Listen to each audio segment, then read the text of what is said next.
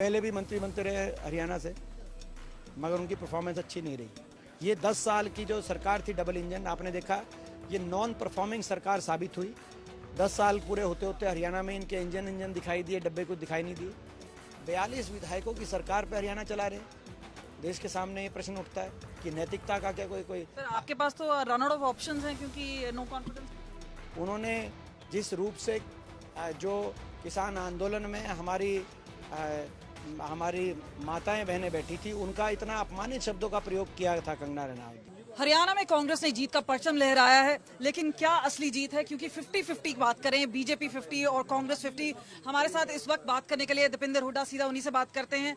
जिस तरह से वोट परसेंटेज बढ़ा है, अब हरियाणा के असेंबली पोल्स भी नजदीक हैं, किस तरह से देखते हैं इस चुनाव के रिजल्ट्स? देखिए, सबसे पहले मैं हरियाणा वासियों का आपके माध्यम से बहुत बहुत धन्यवाद करता हूँ।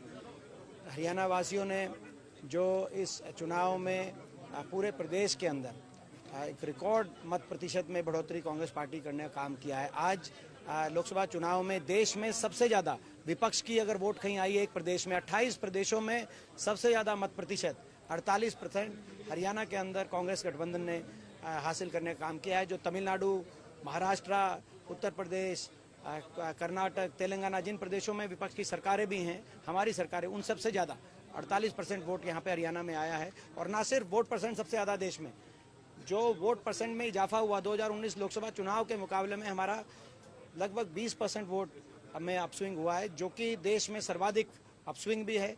और सर्वाधिक हौसले ऐसा लग रहा है कि बुलंद तो हुए हैं, खासतौर पे असेंबली पोल्स को देखते हुए। लेकिन साथ ही बात करें कि प्रधानमंत्री नरेंद्र मोदी का जो स्ट्रैटेजी है, जहां पे हमने देखा है कि 5 में से 3 लोगों को कैबिनेट में जगह दी गई है, खट्टर साहब को पावर दिया गया है, किस तरह से देखते हैं? और आपको लगता है कि इसका कोई स्पिल ओवर इफेक्ट होगा असेंबली पोल्स? देखिए, पहले भी मंत्री बनते रहे हरियाणा से, मगर उनकी परफॉर्मेंस अच्छी नहीं रही। आपको याद होगा कैबिनेट मंत्री भी बने हरियाणा से, एमओएस भी पहले बने हरियाणा से, स्वयं जो 3 बने इनमें से 2 भी पहले थे, लेकिन परफॉर्मेंस नहीं रही। बहरहाल पोर्टफोलियो अलोकेशन हुई है।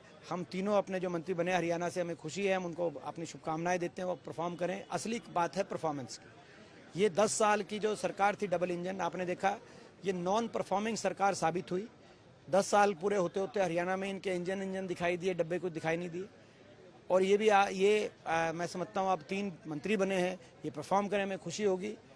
अब मगर उम्मीद तो कम है। जब हरियाणा में थे, अब देखो 2 तो मंत्री रहे, उनकी परफॉर्मेंस पहले अच्छी नहीं रही। 2 और जो खट्टर साहब थे, वो जो हरियाणा में थे, उनकी परफॉर्मेंस अच्छी नहीं रही। अब वो करेंगे तो देखेंगे। खट्टर साहब पे मैं आने वाली थी कि इनकी अग्नि परीक्षा भी है। सैनी साहब माइनॉरिटी में है, तो किस तरह से आपको लग रहा है ये सरकार पूरी तरह से चल पाएगी, या आपको लग रहा है कि अभी 1-2 महीने ये सरकार को कोई नैतिक अधिकार नहीं है। आपने जैसे कहा, ये 42 विधायकों की सरकार है और बाकी तो जोड़ तोड़ की बात है, क्योंकि इन्होंने 48 विधायकों का लिस्ट दी, जिसमें से 3 विधायकों ने कांग्रेस समर्थन दे दिया, भाजपा से समर्थन वापस लेके। एक हमारे विधायक, हमें बड़ा दुख है, उनका स्वर्गवास हो गया।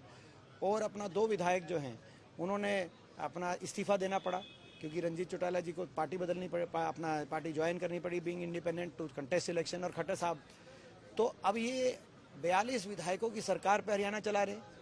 देश के सामने ये प्रश्न उठता है कि नैतिकता का क्या कोई सर आपके पास तो रन आउट ऑफ ऑप्शंस हैं क्योंकि नो कॉन्फिडेंस मोशन। देखिए, अभी ये 2 महीने की बात है। आज के दिन हम आगे क्या रणनीति बनाएंगे वो हम आपको बताएंगे, लेकिन आज के दिन हमारा ये मांग है कि सरकार को बर्खास्त किया जाए या नैतिकता के आधार पर स्वयं इस्तीफा दे और हरियाणा में तुरंत प्रभाव से विधानसभा चुनाव कराया जाए। ये हमारी मांग है।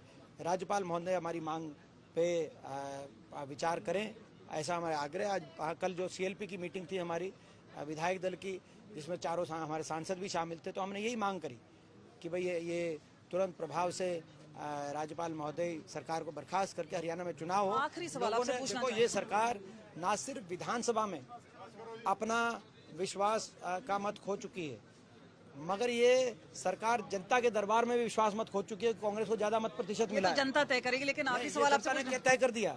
जब हमें 48% वोट मिला है, उनको 46% मिला है, तो जनता ने तय कर दिया। और ये तो लोकसभा चुनाव था। भाजपा हर विधानसभा चुनाव में भाजपा तो लुढ़कती है, लोकसभा में ही अच्छा करती है। तो लोकसभा चुनाव में हरियाणा की जनता ने बीजेपी को किया हाफ, और विधानसभा चुनाव में हरियाणा की जनता बीजेपी करेगी साफ।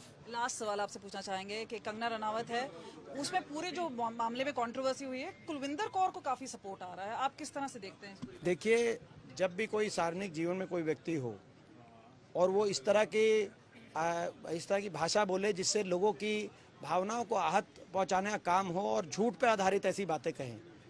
उन्होंने जिस रूप से जो किसान आंदोलन में हमारी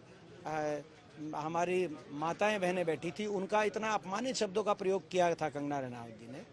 उन्होंने आहत की भावनाएं बड़ी गंभीरता से और लगातार की, कोई एक नहीं, उन्होंने कई बार उस तरह से उनके वाक्य आपने सुने होंगे। तो उनको आत्ममंथन करना चाहिए कंगना रनौत जी को भी। और कोई किसी को शब्दों से ज़्यादा कई बार आहत कर देता है, शारीरिक रूप से कोई नहीं उतना कर पाता जितना शब्द आहत कर देते हैं। तो ये एक बात उनको समझनी चाहिए कि आहत वो करें तो उनको अधिकार, क्योंकि वो वीआईपी हैं। कोई और आहत करे तो फिर आप उस पर प्रश्न उठाते हैं कि भाई कोई कानून अपने हाथ में ले ले। हाँ, ये सही है कि संविधान और लोकतंत्र के व्यवस्था में कोई अगर आहत हुआ है तो उसका निवारण उसी व्यवस्था में करना ज़्यादा उचित होता है, ये मैं भी मानता हूँ। लेकिन ये मैं समझता हूँ कि ये जो जिस प्रकार की भाषा बोली जा रही थी हम लोगों के प्रति लगातार किसान आंदोलन में सत्तारूढ़ दल द्वारा, आज मैं समझता हूँ उन लोगों को भी आत्ममंथन करना चाहिए। बिल्कुल, हमसे बात करने के लिए शुक्रिया। आप देखिए किस तरह से भीड़ जुटी हुई है दीपेंद्र हुड्डा से मिलने के लिए, और यहाँ पे जिस तरह से लोग हैं वो उत्साह में हैं। और अब अग्नि परीक्षा रहेगी, खास तौर पे हम बात करें असेंबली इलेक्शंस के लिए। कैमरा पर्सन चांदीराम के साथ कमलजीत संधू, चंडीगढ़।